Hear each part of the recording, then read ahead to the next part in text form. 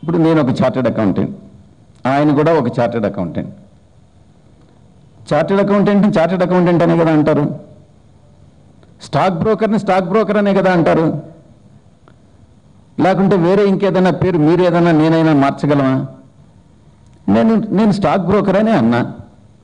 దాంట్లో తప్పు ఏంటో నాకైతే ఇప్పటికీ అర్థం కావట్లేదు. స్టాక్ బ్రోకరే. ఆయన చార్టెడ్ అకౌంటెంటే, నేను చార్టెడ్ అకౌంటెంటే. ఆయన పొలిటీషియన్నే, నేను పొలిటీషియన్నే. నేను ఉన్నది వాస్తవాన్ని ఏదైతే వివరిస్తే ఆయన దాన్ని తప్పుగా అర్థం చేసుకుంటే అది ఆయన విజ్ఞతకే వదిలేస్తా ఉన్నాను. నాకైతే ఏం తప్పు అనిపించట్లేదు. రాష్ట్ర ఆర్థిక పరిస్థితి గురించి నేను ఇచ్చినటువంటి వివరణ వాస్తవం, నిజం. దాంట్లో ఎటువంటి అబద్ధాలు లేవు.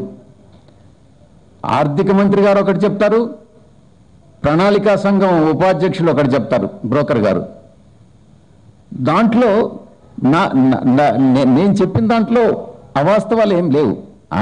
మీరు ఆర్థిక మంత్రి గారిని అడగండి, కన్ఫర్మ్ చేస్తారు. కరెక్ట్. నేను హైదరాబాద్ స్టాక్ ఎక్స్చేంజ్లో బ్రోకర్గా పనిచేశాను. నా పైన ఏమన్నా ఆరోపణలు ఉన్నాయా? నేను డైరెక్టర్గా కూడా చేశాను. నా పైన ఏమన్నా ఆరోపణలు ఉన్నాయా?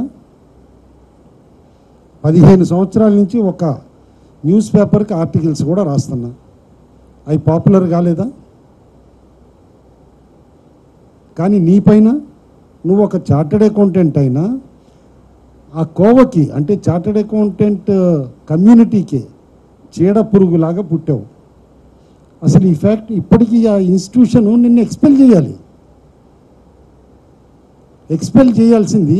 నువ్వు ఇంకా ఆ ఇన్స్టిట్యూషన్లో ఉన్నావు, అసలు చార్టెడ్ అకౌంటెంట్ మెంబర్గా ఉన్నావు అంటే ఆ కమ్యూనిటీకి బ్యాడ్ నేమ్ తీసుకొస్తున్నావు. పైగా ఒక రాజకీయ పార్టీలో ఉన్నావు కాబట్టి రాజ్యసభ మెంబర్ కూడా అయ్యావు. ఇవాళ ఆయన బిహేవియర్కి రాజ్యసభ నుంచి కూడా ఎక్స్పెల్ చేయాలని లెటర్ రాస్తున్నాను నేను.